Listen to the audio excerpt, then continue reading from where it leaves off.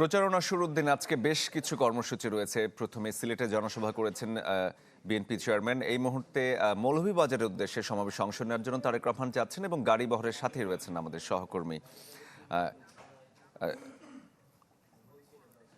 এ সময় তারেক রহমান বলেন, স্বৈরাচার সরকার বাংলাদেশকে অন্য দেশের হাতে তুলে দিয়েছিল, দেশকে সেখান থেকে ফিরিয়ে আনতে হবে।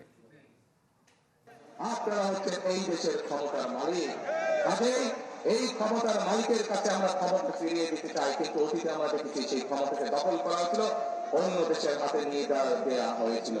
সেজন্য বলে টেক ব্যাক বাংলাদেশ, অর্থাৎ টেক ব্যাক বাংলাদেশের অর্ধেক পথ আমরা মাত্র অতিক্রম করতে পেরেছি। আমরা একটি জায়গায় এসে দাঁড়িয়েছি যেখানে আমরা গণতন্ত্রকে প্রতিষ্ঠিত করব। হবিগঞ্জের শায়েস্তাগঞ্জে নির্বাচনী জনসভায় যোগ দেবেন বিএনপি চেয়ারম্যান তারেক রহমান। সভাস্থলের সবশেষ খবর জানাতে গাড়ি বহরের সঙ্গে রয়েছেন আমাদের সহকর্মী শাহনওয়াজ বাবলু, তিনি যোগ দিয়েছেন আমাদের সাথে। বাবলু, এই মুহূর্তে আপনারা কোথায় আছেন এবং কখন নাগাদ শায়েস্তাগঞ্জে গিয়ে পৌঁছানোর সম্ভাবনা আছে?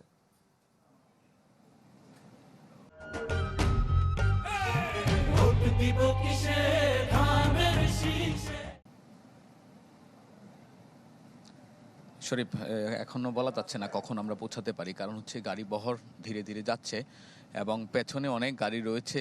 নেতাকর্মীদের ভিড় তো রাস্তায় রাস্তায় আমরা দেখেছি এবং এই ভিড় ডিঙ্গিয়ে তার গাড়ি যেহেতু লাল সবুজের বাসে করে তিনি যাচ্ছেন, এর ইতিমধ্যেই 3টি জনসভায় তিনি যোগ দিয়েছিলেন এবং বক্তব্য রেখেছেন। আমি যদি গাড়ি বহরের পরিস্থিতি দেখাই এখানে, যে ধীরে ধীরে যাচ্ছে, রাস্তার কাজ চলছে, সংস্কারের কাজ যেহেতু, এবং এই জায়গাটা গাড়িটা যেতে হয়তো সাময়িক সময় লাগবে, এছাড়া কখন যায় বলা মুশকিল অনেকটাই।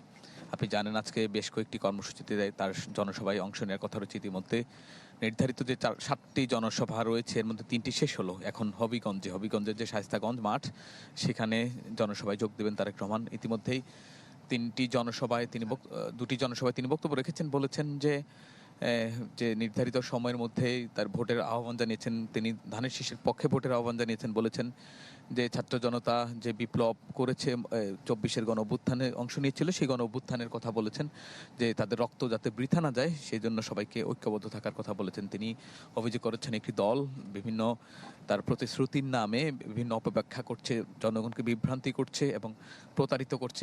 তারা যাতে দেশের মানুষ যাতে সতর্ক থাকে সেই জন্য তিনি আহ্বান জানিয়েছেন। পাশাপাশি বলেছেন তার পরিকল্পনা, তিনি যে 25 ডিসেম্বর দেশে আসার পর প্রথম তিনি যে তার যে পরিকল্পনার কথা জানিয়েছিলেন, যে আই হ্যাভ এ প্ল্যান, সেটি বাস্তবায়ন করার জন্যই তিনি তার কিভাবে বাস্তবায়ন করবেন এবং ক্ষমতায় গেলে কি করবেন সেই বিষয়গুলি তুলে ধরেছেন। বলেছেন যে কৃষকদের জন্য কিভাবে তিনি কৃষক কার্ডের ব্যবস্থা করবেন, কিভাবে ফ্যামিলি কার্ডের ব্যবস্থা করবেন, কিভাবে কর্মসংস্থান, বেকারদের কর্মসংস্থানের ব্যবস্থা করবেন, তিনি বিস্তারিত তুলে ধরেছেন তার 2টি বক্তব্যের মধ্যে। হয়তো সারাদিনে তার বক্তব্যের মধ্য দিয়ে এই বিষয়গুলো ফুটে উঠবে, তিনি তুলে ধরবেন। আপনি জানেন সিলেটের প্রতিবারই দলের প্রতিষ্ঠাতা, বিএনপির প্রতিষ্ঠাতা শহীদ প্রেসিডেন্ট জিয়াউর রহমান এবং তার মা বেগম খালেদা জিয়া দুজনেই আসলে তাদের সব ধরনের নির্বাচনী কার্যক্রম এই সিলেট বিভাগ থেকে শুরু করেছিলেন। কিন্তু আজকের যেই তারেক রহমানও চেয়ারম্যান হওয়ার পরে তাদের এই জনসভা দিয়ে সিলেট থেকে শুরু করেছেন। এর আগে গতকালকে 2টি মাজার জিয়ারত করেছেন। তো আজকে এই হবিগঞ্জের জনসভার পরও আরও 4টি জনসভা রয়েছে। জনসভায় তিনি কি বক্তব্য দেন সেটি আমরা দর্শকদের সামনে তুলে ধরতে পারবো। শরীফ। বাবলু, ধন্যবাদ আপনাকে। দর্শক, শায়েস্তাগঞ্জের পথে এই মুহূর্তে রয়েছেন বিএনপির চেয়ারম্যান, সেই গাড়ি বহর থেকে আমাদের সহকর্মী জানাচ্ছিলেন সবশেষ অবস্থা।